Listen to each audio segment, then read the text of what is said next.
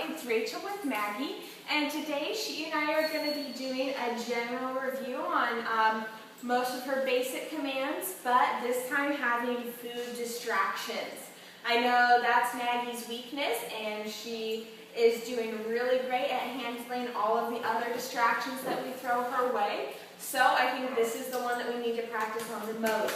Since she is now a full-blown therapy dog, we want her to get used to being around food, so if she goes to hospitals or nursing homes or anything like that, and if they're feeding a meal, we want to make sure that Maggie doesn't jump up and help them finish their lunch or anything like that. And also with Maggie's allergies, we definitely need to be careful and make sure that she listens to us with the food, telling her to leave it alone. So I'm going to be practicing with Maggie's treats so that if she does choose not to listen to me and go for the food anyway, it's nothing that will harm her. But what I'm going to do is set the treats out on the ground, maybe toss them around and stuff, and make her do her basic commands by them with leaving them alone. I want to avoid the actual leave it command in this case since I am practicing with her food. Remember with leave it, that's when we don't want her to touch something and we never want her to touch it. So we don't practice leave it with things like her food or her toys because she is going to get to have those eventually. So it would be appropriate to tell her to leave it with human food because you aren't going to give that to her. But here, I don't want to confuse her since I am practicing with her lamb treats that we do use for rewards. I don't want to mess up that distinction. So instead of saying leave it, I'm going to try to use the no noise and do other commands to distract her so that she won't get the food. Now let me adjust the camera just a little bit so that we have some more room to work with. And we're going to practice right here. So, Maggie, sit. Stay.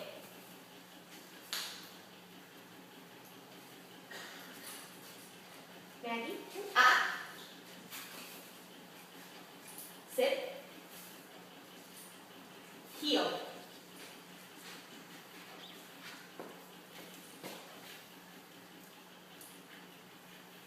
Heel.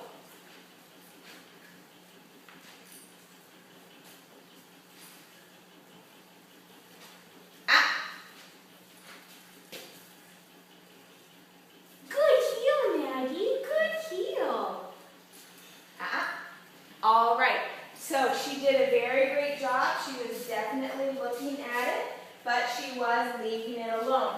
Also, I was keeping a tight leash on her, but just to make sure that when I released her, she didn't go for it.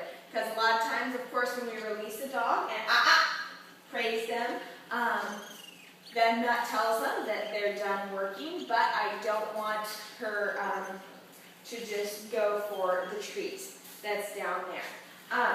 Now, for most of these commands, I'm not going to give her a treat as praise because I know sometimes, like with her downs, even though she's getting better with it, she becomes too dependent on the treats.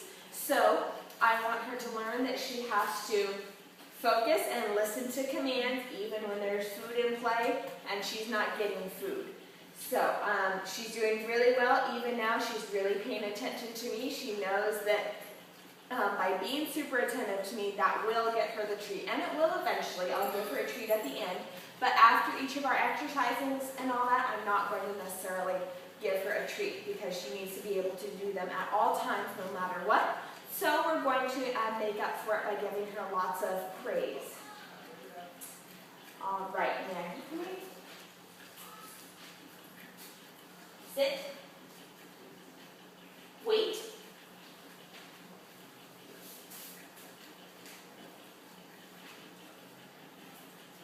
Go.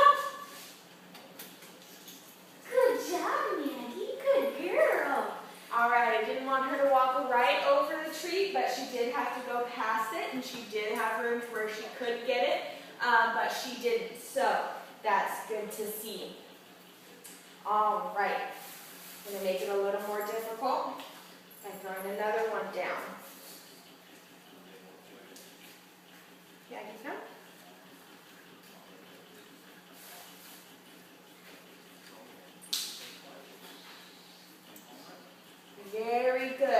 Now this, I just am walking by them. I'm not specifically having her heel, but she won't necessarily be healing the whole time that she's visiting patients or whoever. She's going in for the therapy.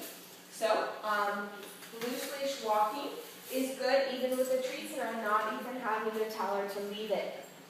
So this is very good. All right, Maggie, come here.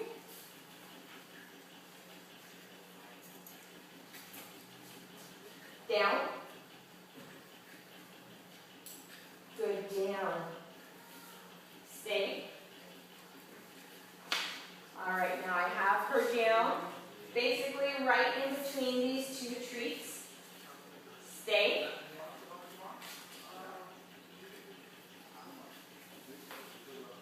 Stay.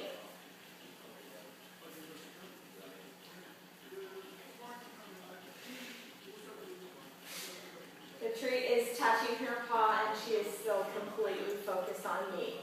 I am very impressed with how well she's doing. She has drool dripping from her lips, so I know this is a challenge for her.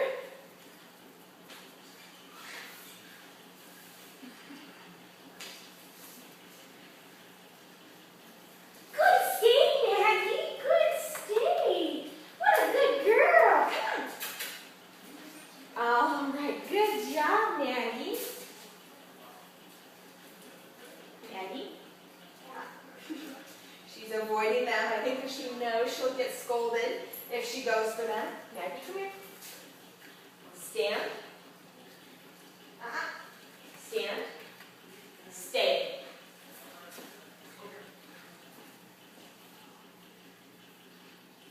She's standing right over them and doing a very good job.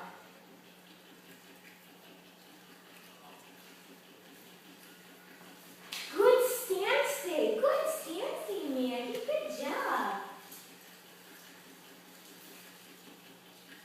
All right. Now what I'm going to do is I'm going to just have her sit, and I'm going to give her a little bit of it as a reward, so she gets the taste of it, see if she can still control herself as well after she's had her taste. Sit. Good, sit. Licking her lips, very good. All right. Stay. I'm going to set these here, and then we're going to walk by. This is like if you're walking by and people have food out on a table, or if they're eating and they set food down on the tray next to their bed or anything like that. So, good stay, Maggie. Maggie, heel.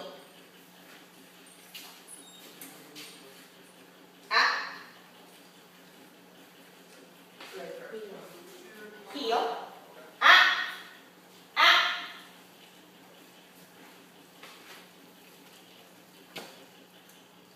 Good heel. All right. Heel.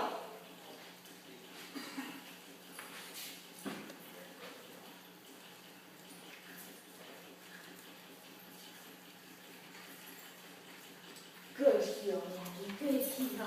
That was very good with healing past those treats. That was a bit difficult for her. When I stopped in front of them, she was sniffing towards them and not sitting, but once I gave her the no noise, she corrected herself, stopped paying attention to the treats, and sat next to me. So it kind of reminded her of what she was expected to do.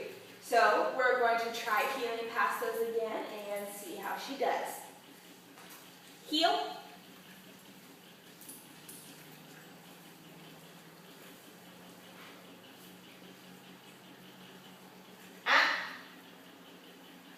Maggie. Good. Heel. Heel.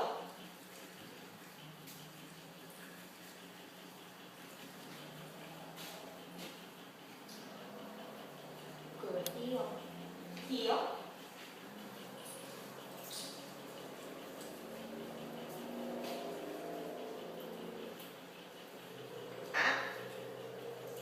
Maggie. Sit. Heel.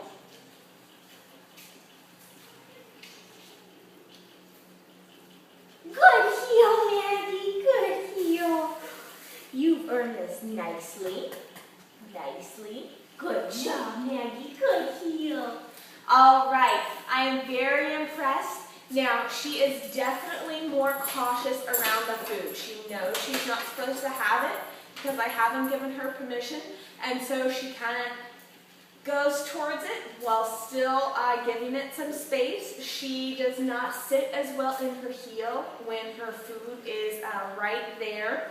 And she's a little slower to respond to things and definitely not focusing on me as much. As soon as we're like a couple feet away from it, her eyes are on me. I have her full attention, but close to the food, it's kind of hard for her to remember what she's supposed to do.